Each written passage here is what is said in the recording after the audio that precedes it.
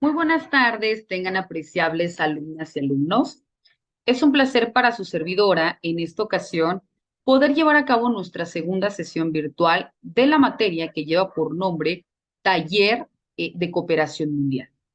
Cuando nosotros hacemos referencia propiamente a esta forma de reconocimiento, del taller de cooperación mundial, pues vemos que tiene como estandarte fundamental que ustedes como estudiantes pues tengan todos los conocimientos específicos acerca de todos los acuerdos que existen a nivel internacional, de los que México forma parte, así como también la tipología de la cooperación internacional, los factores que le dan origen, y por ello, dentro de nuestra sesión pasada, hablábamos propiamente acerca de estas asimetrías en el seno de Mercosur, el sistema multilevel de la Unión Europea, la ayuda oficial al desarrollo. Y en esta ocasión, pues vamos a tocar lo que es propiamente la ayuda de la cooperación internacional para el desarrollo, la forma de intervención de la ONU, qué es propiamente la cooperación internacional y demás elementos importantes para poder tener estos elementos que nos ayuden a lograr una comprensión de manera genérica. Primero, bueno, vamos a partir acerca de la cooperación internacional.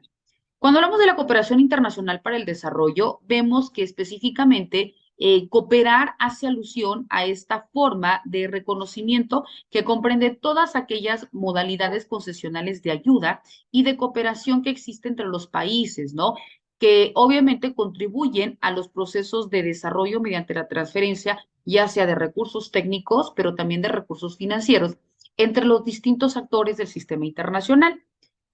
Para ello, la Dirección de Cooperación Internacional del Ministerio de Relaciones Exteriores, de acuerdo a determinadas funciones que se encuentran establecidas o que fueron establecidas propiamente a partir del 2016, se sientan los lineamientos políticos en materia de cooperación internacional, en donde tienen como estandarte, bueno, pues coordinar y orientar todas aquellas relaciones de cooperación, tanto con una función bilateral y multilateral, dentro de los objetivos estratégicos de política exterior. En el mismo sentido, también existen pilares sobre los cuales se sostiene la política, específicamente para poder señalar esta forma de interacción o de cooperación internacional, que son bajo los principios de emprendimiento, legalidad y equidad, con un enfoque hacia la innovación y la sostenibilidad. También cuando aludimos a la política exterior, vemos que identifica nuevas áreas de cooperación y la diversificación de una agenda hacia nuevas oportunidades y escenarios para poder profundizar todos aquellos lazos con los socios tradicionales, pero también establecer nuevas alianzas con los interlocutores. Cuando hablamos también de la cooperación internacional, existen principios que le dan sentido y para ello es importante señalar 5 principios de manera particular. Cuando hablamos del primero, nos dice que tiene como el primer principio asegurar la alineación de la cooperación internacional con las prioridades del gobierno nacional. El segundo principio es lograr la transición del enfoque asistencialista hacia acciones para el desarrollo sostenible. El tercer principio es priorizar acciones hacia el fortalecimiento de las capacidades nacionales y locales y su sostenibilidad. El cuarto principio es implementar acciones bajo el principio de gestión basado en resultados concretos y medibles. Y el quinto es fortalecer la eficacia, la coordinación y la complementariedad, así como el impacto de la cooperación con base en la demanda. También se señalan objetivos generales de la Dirección de Cooperación Internacional, que aquí existen 4 principales. El primero de ellos es coordinar y orientar la cooperación internacional con las fuentes oficiales en el marco de los objetivos de la política exterior. El segundo es liderar la negociación de instrumentos de cooperación internacional a nivel bilateral, regional y multilateral. El tercero es mantener la interlocución oficial entre la materia internacional o de cooperación internacional con fuentes bilaterales y multilaterales. El cuarto objetivo es acompañar el seguimiento de la ejecución a la cooperación internacional en los diferentes mecanismos. Ahora bien, en cuanto a la estructura de la cooperación internacional, la Dirección de Cooperación Internacional se encuentra adscrita al Viceministerio de Asuntos Multilaterales y estos a su vez se divide en 3 coordinaciones específicas, que es la cooperación bilateral, la asistencia oficial para el desarrollo, la cooperación multilateral y la cooperación sur-sur triangular. Cuando hablamos de la cooperación internacional, Pues también debemos entender que existen tipos de cooperación internacional. ¿Cuáles son estos? La cooperación técnica, la cooperación en especie, la cooperación financiera, la cooperación cultural, las becas y los cursos cortos y la ayuda humanitaria. Cuando hablamos de la primera, que es la cooperación técnica, esta hace referencia a las formas técnicas, a la tecnología, al conocimiento, a las habilidades o a las experiencias que son transferidas por parte de países y organizaciones multilaterales para apoyar el desarrollo socioeconómico de los países en determinadas áreas. Cuando hablamos de las donaciones en especie, se dice que un Estado transfiere equipos o materiales a una institución que los requiera, como puede ser la donación de equipos médicos, ¿no? Entre otros. Cuando hablamos de una cooperación financiera, esta es ofrecida por algunas fuentes mediante la asignación de recursos financieros y que tiene como objetivo apoyar a los proyectos de desarrollo. Esta a su vez se subdivide en reembolsable y en no reembolsable. Cuando hablamos de la cooperación financiera reembolsable, es cuando aludimos a los créditos blandos, es decir, se condiciona a través de intereses y tiempos. Y cuando hablamos de la cooperación financiera no reembolsable, esta es conocida como aquella cooperación ofrecida por algunas fuentes mediante la asignación de recursos en efectivo con el objeto de apoyar proyectos o actividades en desarrollo. Por ejemplo, los recursos que se dan a fondo perdido. Existe también la cooperación cultural y que es aquella ayuda destinada a la realización de actividades en algunas áreas culturales mediante la entrega de equipo, donaciones en material, capacitaciones o incluso intercambios, ¿no? Cuando hablamos de las becas y cursos cortos, tienen como objetivo contribuir a la formación del personal técnico, también de los investigadores o también de los funcionarios que puedan desempeñar un papel importante en los países en vías de desarrollo o en desarrollo, ¿no? Esto es mediante su formación o capacitación técnica en otro país. Y por último, encontramos la ayuda humanitaria. Esta se entiende como el conjunto de acciones, de medidas y de programas que tienen como objeto fundamental prevenir y a su vez aliviar el sufrimiento humano, también proteger la vida y la dignidad de las personas, así como también aquellas comunidades que se ven afectadas por desastres naturales o por conflictos armados. Por ello, cuando hablamos pues de la cooperación internacional para el desarrollo, vemos que cooperar es compartir, ¿no? Y en este caso, enfrentar todos aquellos retos globales que se tienen entre los países como tal. Por ello, la cooperación internacional para el desarrollo vemos pues que es este esfuerzo conjunto de gobiernos apoyados por el dinamismo de organismos internacionales, de la sociedad civil y también de la academia y el sector privado para promover acciones que contribuyan al desarrollo sostenible y a mejorar el nivel de vida de la población mundial a través de la transferencia, recepción e intercambio de información, de conocimientos, de tecnología, de experiencias y también de recursos, ¿no? La cooperación internacional para el desarrollo también vemos que es un poder blando. ¿Por qué? Porque es impulsado a través de las relaciones diplomáticas entre países que tienen como objetivo, pues, guiar por las prioridades nacionales de desarrollo, manejando una gestión basada en resultados, creando instituciones o asociaciones incluyentes, fundando en cuanto a la transparencia y la mutua rendición de cuentas entre los socios, ¿no? Para ello, bueno, vemos que nuestro país ofrece y también recibe, independientemente en qué calidad se cite, ¿no? O se sitúa, ya sea como, repito, oferente o receptor, pues vemos que tiene como propósito fundamental promover el desarrollo humano sustentable y contribuye a erradicar la pobreza, la desigualdad y la exclusión social, aumentar los niveles educativo, técnico, científico y cultural, a disminuir las asimetrías entre los países desarrollados y en desarrollo, a buscar la protección del medio ambiente y a luchar contra el cambio climático. Para ello, bueno, se llevan acciones y para esto la Ley de Cooperación Internacional para el Desarrollo, que fue aprobada en el 2011, pues establece que es un instrumento y que se deben tomar en consideración todos aquellos mecanismos que coordinen y a su vez que conjuntan, que compongan el Sistema Mexicano de Cooperación Internacional para el Desarrollo, así como una serie de herramientas y procesos que permitan coordinar una política de cooperación y de eficacia. Vemos que para ello existe la cooperación bilateral, la cooperación multilateral, la cooperación regional y la cooperación triangular. Cuando hablamos de la cooperación bilateral, es aquella cooperación que se da entre dos países y está sustentada en un marco normativo, generalmente un convenio básico de cooperación. Cuando hablamos de cooperación multilateral, hace referencia a acciones de cooperación que se desarrollan entre países y organismos internacionales y o regionales y que estén sustentadas por un instrumento jurídico, un convenio o un acuerdo internacional.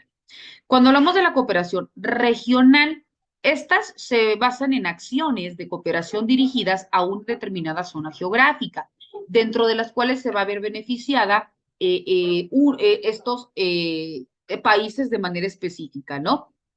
Cuando hablamos de la cooperación triangular, es aquella cooperación en donde va enfocado a características de acción conjunta, como un socio tradicional bilateral o multilateral, en favor de un tercer país de menor o de similar desarrollo.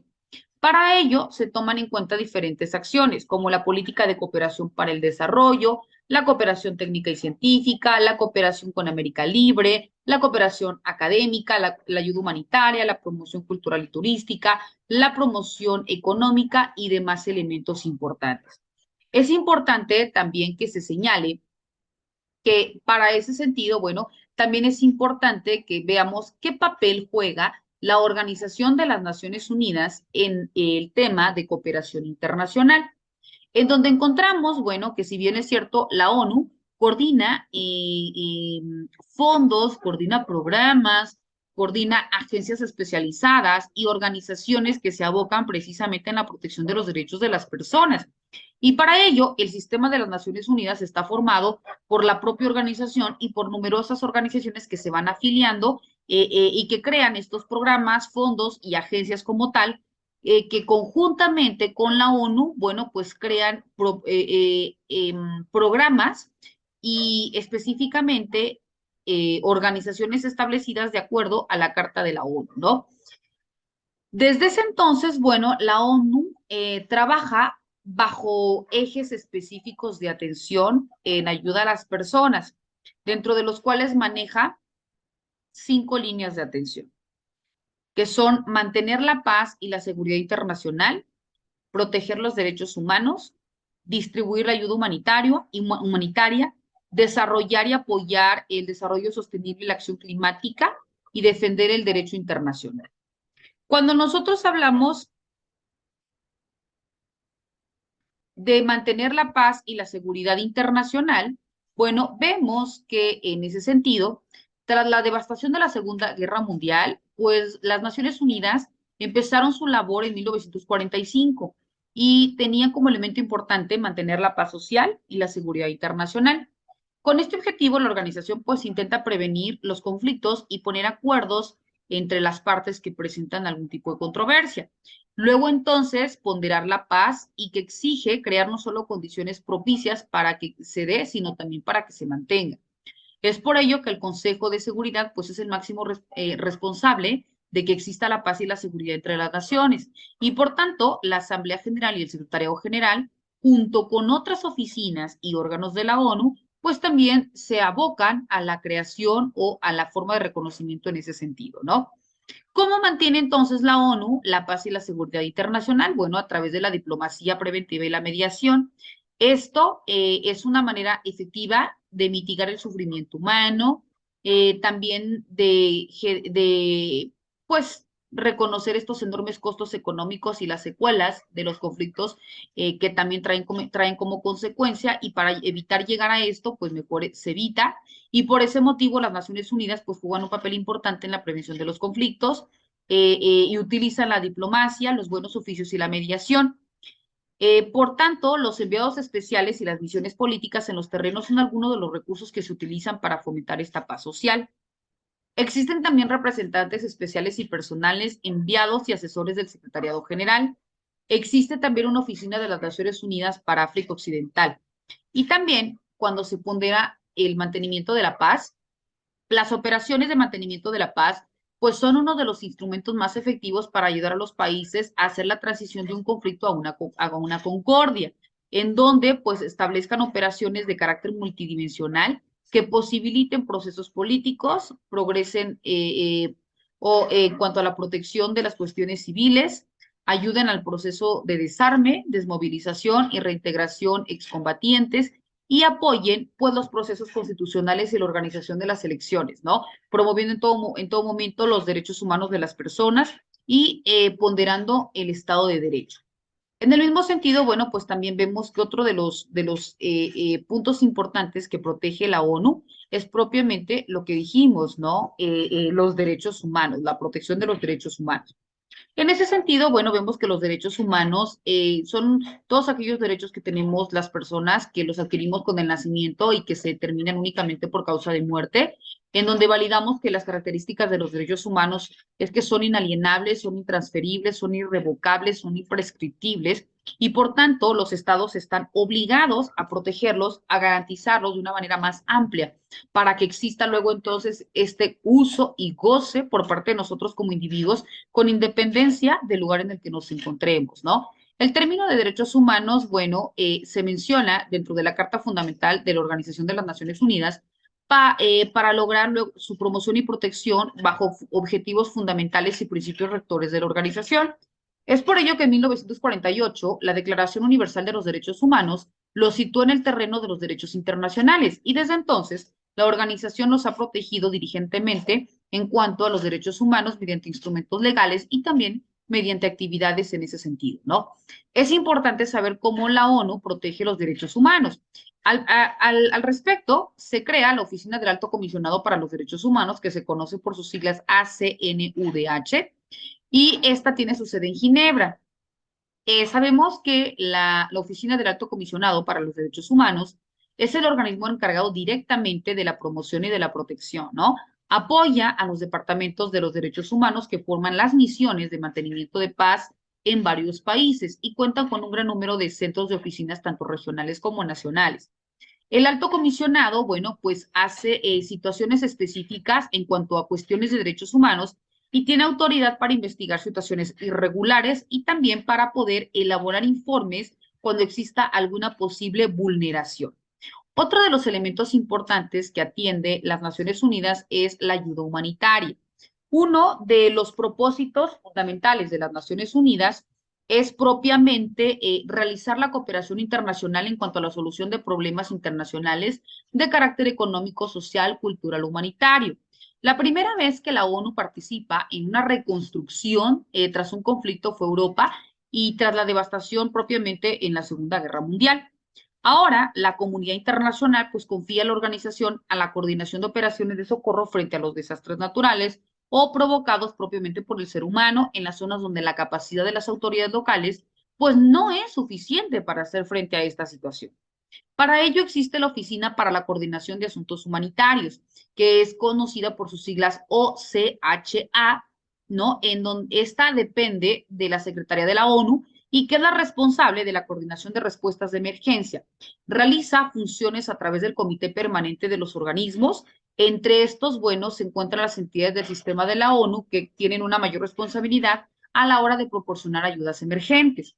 También vemos que existe el Fondo Central para la Acción en Casos de Emergencia, que se conoce por sus siglas CERF, y este es gestionado por propiamente la Oficina para la Coordinación de Asuntos Humanitarios. Esta permite apoyar la ayuda humanitaria a los afectados por los desastres naturales y también por los conflictos armados. Recibe donaciones voluntarias durante todo el año para poder proporcionar financiamientos inmediatos ante todas aquellas acciones de respuesta humanitaria que pues se pueden presentar en cualquier parte del mundo, ¿no?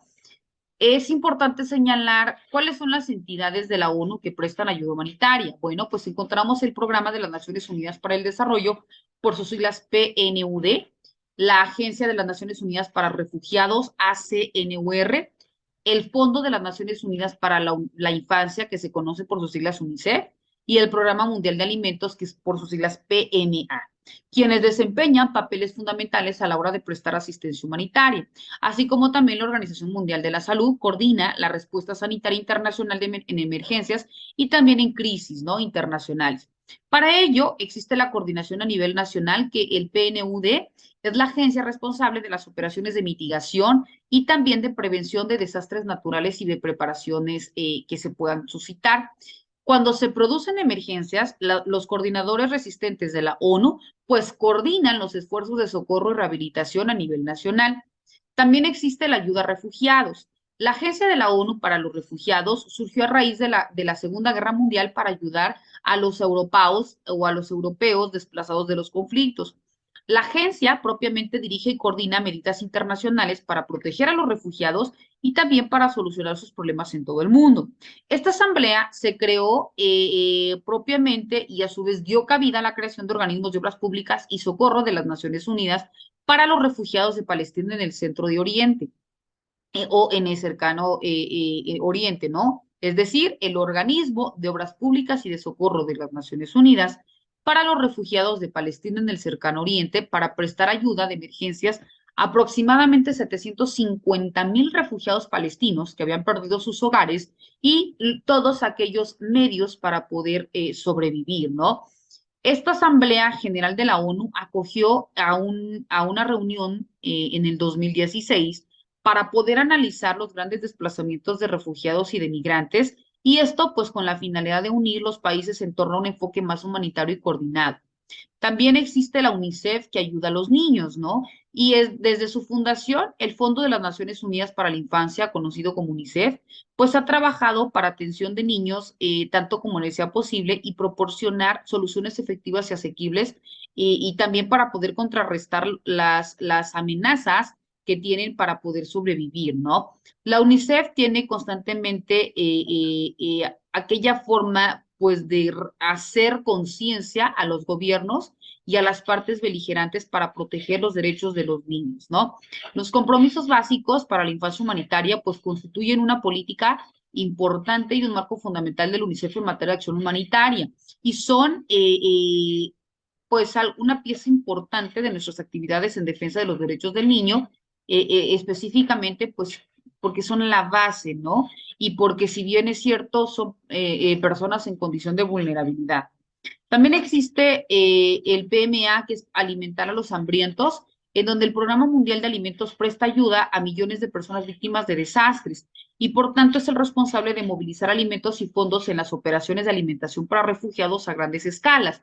También está la Organización Mundial de la Salud, que tiene como estandarte pues curar a los enfermos, ¿no? Y para ello coordina la respuesta sanitaria internacional en emergencias y crisis humanitarias de todo tipo, desde brotes de enfermedades hasta conflictos y desastres naturales.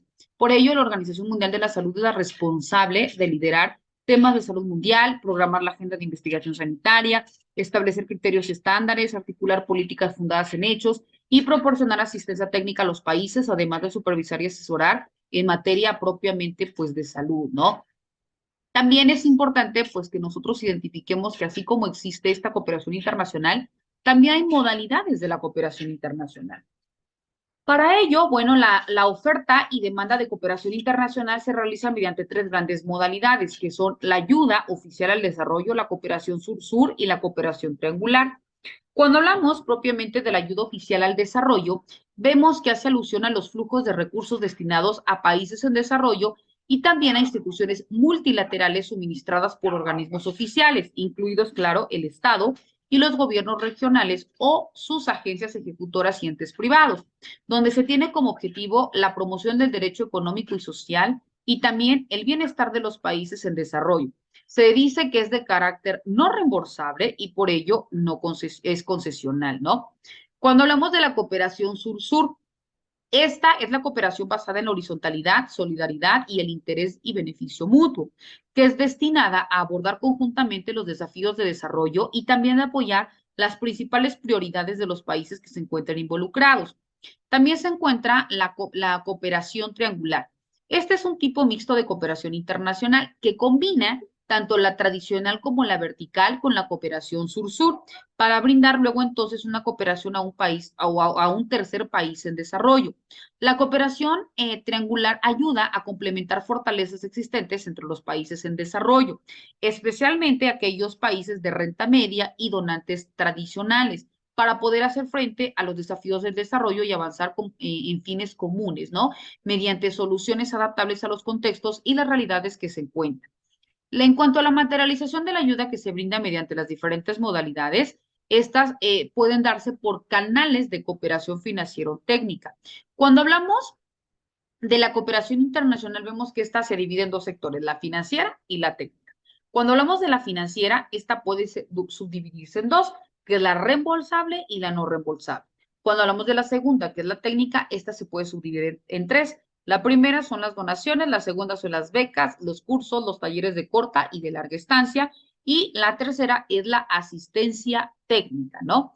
También encontramos la cooperación financiera, que es aquella que es ofrecida por algunas fuentes mediante la asignación de recursos financieros con el objeto de poder apoyar proyectos de desarrollo y, como les decía, se divide en reembolsable y no reembolsable.